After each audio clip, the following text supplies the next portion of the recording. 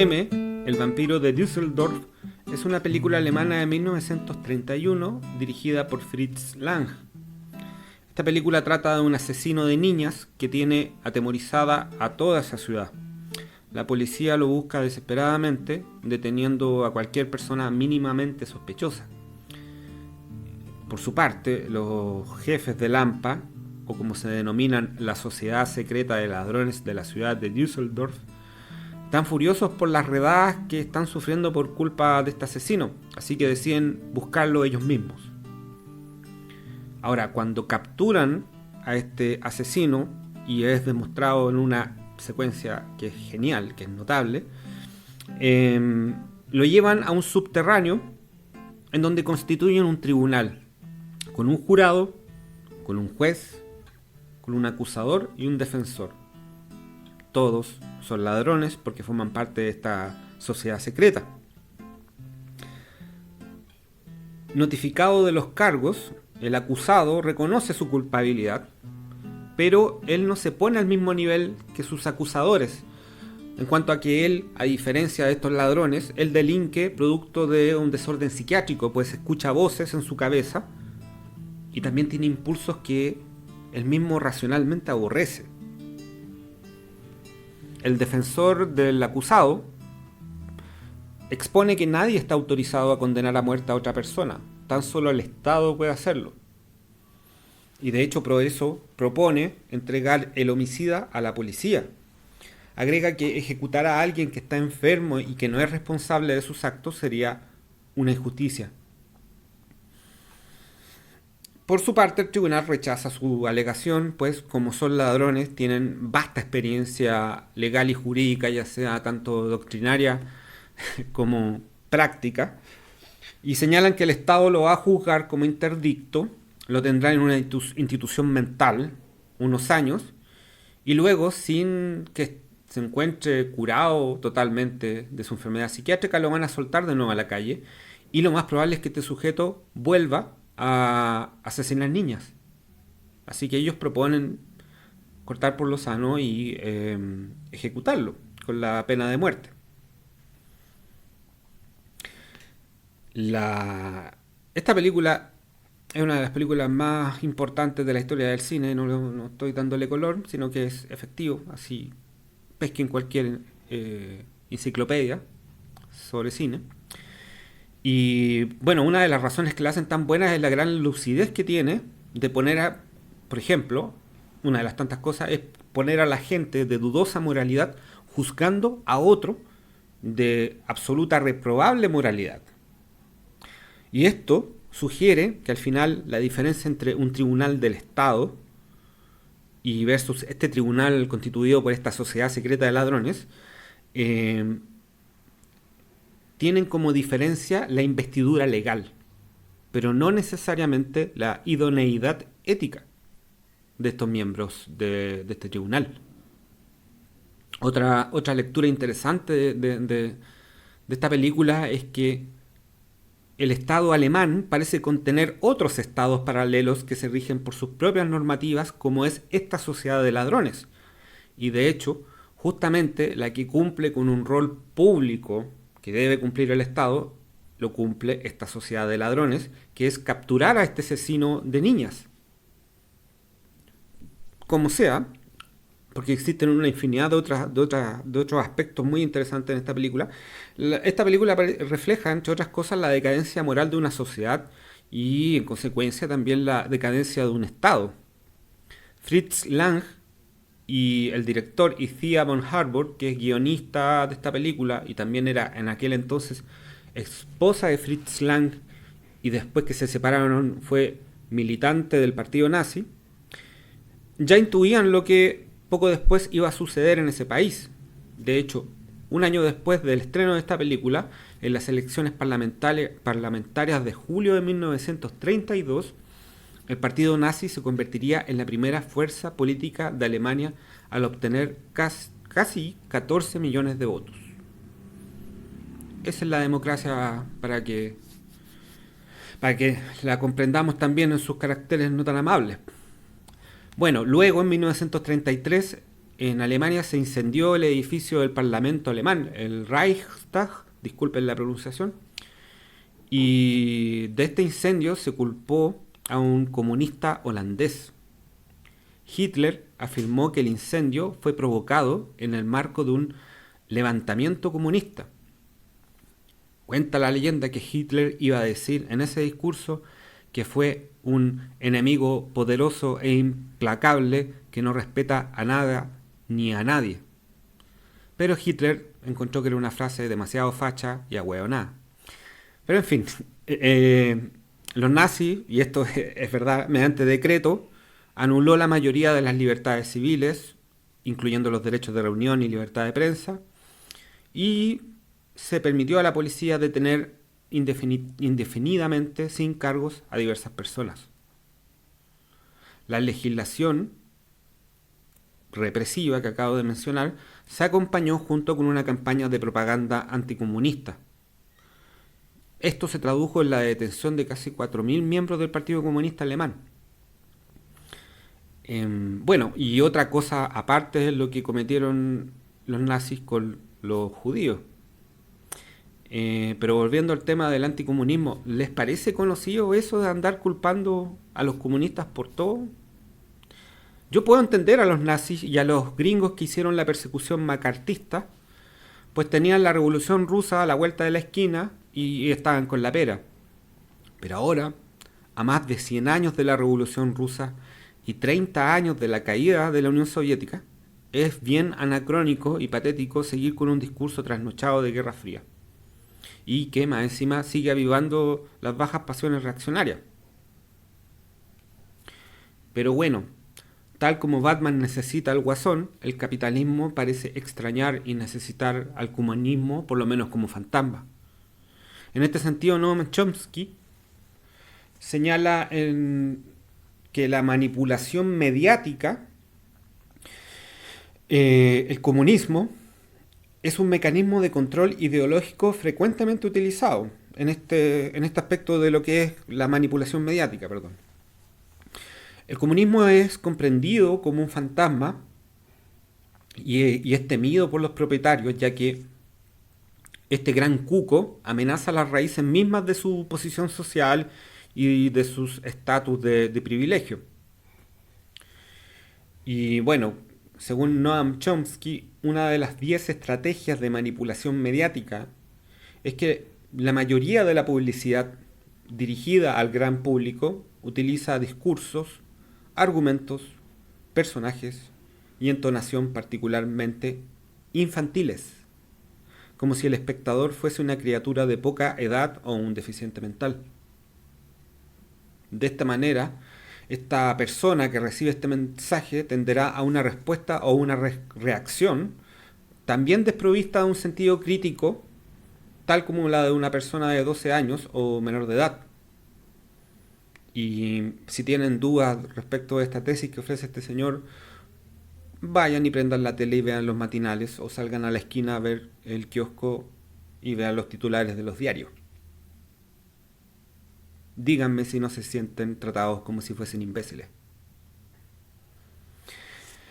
Pero bueno, volviendo a la película y al juicio ciudadano que acontece en esta película, me resulta necesario abordar el tema de la desconfianza que tiene el ciudadano hacia el Estado y que hace, por su parte, el Estado para merecer esta desconfianza.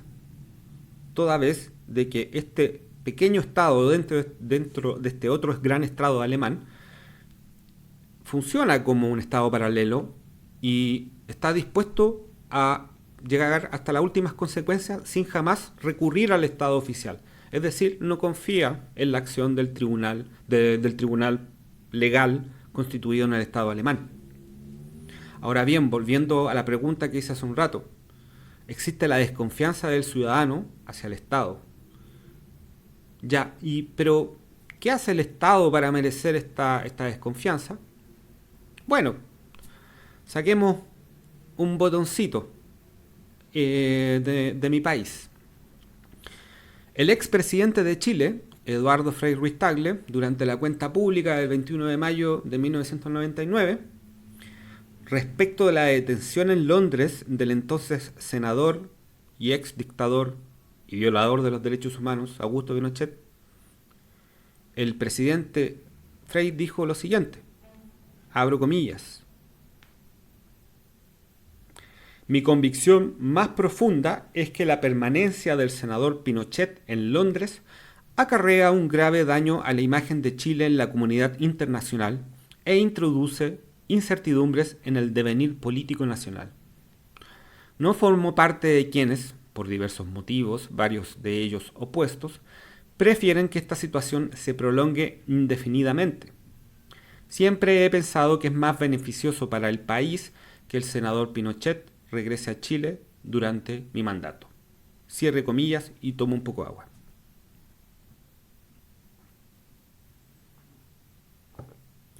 Ahora bien, respecto de Pinochet, es de público y notorio conocimiento su prontuario delictual, así que no vamos a profundizar en eso. Solamente mencionar que este hombre no pasó ni un solo día en una cárcel chilena y murió en su casa con su familia tan apaciblemente como un tatita que no quiebra un huevo.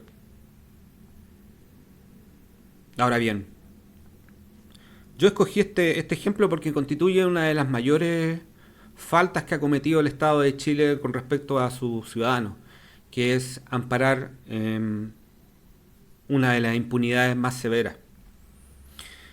Yo me pregunto, ¿qué habría pasado si, tal como en la película de Fritz Lang, Pinochet es detenido en la calle, lo pillan al viejo desgraciado, y lo pescan y lo llevan a un galpón, ahí, no sé, un barrio Yungay, y lo llevan a un galpón abandonado para ser juzgado, por parte de una junta de vecinos, por ejemplo. Y esta junta de vecinos se pregunta, ¿vale la pena entregar este delincuente al Estado de Chile o bien sometámoslos a juicio nosotros mismos o bien apliquemos justicia a nosotros mismos?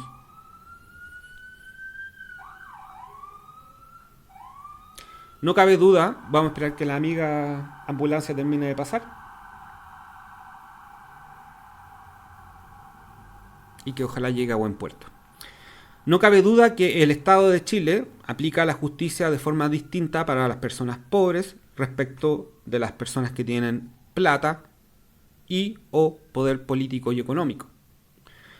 Además del caso antes mencionado, otra forma de ver esto es la dictación de leyes penales por parte del Congreso, uno de los poderes del Estado, toda vez que criminalizan con penas más severas los delitos contra la propiedad ejercidos con violencia, que son actividades delictuales cometidas mayormente por las clases bajas. Sin embargo, por otro lado, hacen la vista gorda el Parlamento de Chile respecto de conductas delictuales financieras que la mayoría, o por no decir casi todas las veces, son cometidos por las clases altas, pudientes o bien arribistones. Yo sé que los bienes jurídicos afectados son diferentes y yo sé que un sujeto que roba con violencia altera además que el derecho a la propiedad de otra persona, también el derecho a la salud y a su integridad.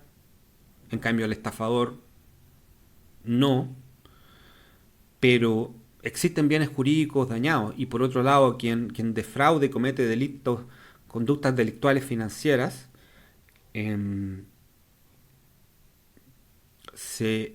este sujeto que roba cantidades obscenas de dinero y que se sitúa en una situación de privilegio y que sale libre o que bien paga una multa y recibe clases de ética, pero sin embargo se lleva gran parte del botín y forma un imperio financiero, creo que si bien no es violencia física, es una violencia sistemática ejercida contra el pueblo llano, contra la ciudadanía.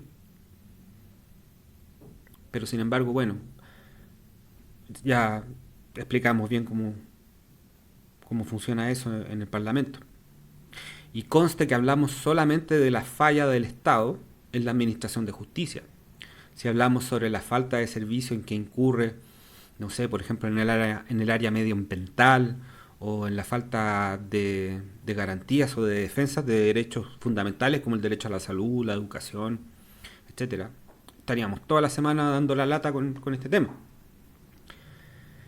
Pero bueno, en el marco de una concepción contractualista del Estado, entendiendo de que existe un pacto social y todo ese cuento, para John Locke el rol del Estado es prevenir que la justicia sea administrada por los súbditos.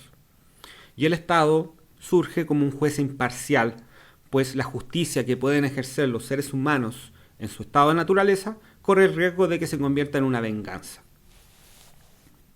Ahora bien, John Locke sostiene que cuando el Estado vulnera flagrantemente la ley o comete otros atropellos, es posible acudir a la resistencia activa, pues el gobierno ha perdido la legitimidad. Cuando el gobierno vulnera los derechos irrenunciables del pueblo, el pueblo puede defenderse con las armas y consentir un nuevo pacto civil, según John Locke. Ahora bien, como ciudadano, si yo compruebo con mucha frecuencia que el Estado de Chile, específicamente en este caso en análisis en cuanto a la administración de la justicia, falla sistemáticamente dejando de cumplir sus obligaciones con sus súbditos, resulta justo y sensato querer salirse de este puto pacto social. Lamentablemente, John Locke, que parece un gallo muy bacano, muy buena onda y muy bien intencionado, su tesis en la práctica no resulta posible de sostenerse en cuanto a la acción.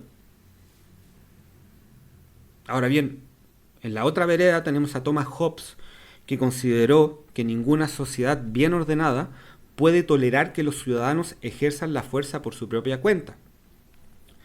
Dejar que esto ocurra implicaría el retorno al estado natural de guerra. Para Hobbes no es posible reconocer institucionalmente al pueblo el derecho a la rebelión, pues sería un mecanismo de regular la propia exterminación del Estado, del Leviatán, de este dios laico. Pero también, según Hobbes, esto además abriría la puerta para que cada vez que un grupo de súbditos lo considere necesario, pueda ejercer una rebelión por la fuerza y así someter una nación o un territorio o un país a una constante inestabilidad. Bueno, autores como el mismo Hobbes o Hannah Arendt señalan que es preferible que el Estado cometa, o no es preferible, pero es soportable que el Estado cometa estas anomalías, estas faltas de servicio, y es mucho mejor que ocurra esto a volver a un estado de naturaleza o caer en una guerra civil. Esta dicotomía, de hecho, me recuerda al propio Pinochet, que una vez señaló yo o el caos. Pero bueno, el cuco del caos funciona. Y de hecho, en todo caso, tiene algo de sentido, toda vez que nadie quiere vivir en el universo de la serie Walking Dead, que es un estado de naturaleza, o nadie quiere salir a comprar el pan con un fusil en el hombro. Sin embargo, me parece una dicotomía algo forzada, no algo forzada, es forzada y exagerada. Ahora, por otro lado, aceptar que es mejor tener un Estado que falla a no tener Estado, significa que inevitablemente hay que aceptar que hay personas que tendrán que sacrificarse y tolerar estas injusticias por parte del Estado. Este racionamiento sería más fácil de tragar si este sacrificio social, que se permite para preservar la paz social, lo sufra de forma justa e imparcial cualquier ciudadano. Pero como establecimos previamente, sabemos que no es así, que de alguna manera la prosperidad de un Estado y por ende de esta paz social se sostiene sobre la vulneración de derechos de cierto tipo de súbditos, cierto tipo de personas en virtud de su estatus social. En tal sentido, también es difícil de tragar la excusa de que como nadie es perfecto y la humanidad no es perfecta, el Estado tampoco es perfecto. Pero una cosa es que una institución actúe ineficientemente por causa de errores humanos, y otra cosa es que exista un funcionamiento sistemático y doloso hacia cierta parte de la población. La mercantilización de los derechos básicos de subsistencia y la existencia de una justicia para ricos y otra para pobres, sugiere que los depredadores del humano corriente ya no son los mismos que teníamos cuando estábamos en el estado de naturaleza y andábamos a poto pelado en la sabana de África. Ya no son las serpientes, ni tampoco son estos animales que disfrutan comer carne humana, como los lobos, los tigres, los leopardos, leones, cocodrilos o los tiburones. No, actualmente los depredadores que tenemos los ciudadanos que caminan por la calle pensando cómo chucha vivir, son los dueños de los grandes capitales y sus respectivos sicarios instalados o posicionados en los respectivos cargos estratégicos de los tres poderes del Estado. Querer salirse de este supuesto pacto social, querer optar a un camino alternativo al Estado, no es infantilismo, no es idealismo cándido, sino que es una manifestación de un impulso básico de justicia y de protesta, y de alguna manera una patada de sobrevivencia respecto a la constante amenaza de estos depredadores plutocráticos con los que en mayor o menor medida tenemos que lidiar constantemente los ciudadanos. Muchas gracias por escuchar este capítulo, muchas gracias por aguantar este ladrillazo y nada, les mando un abrazo y que estén bien. Chao.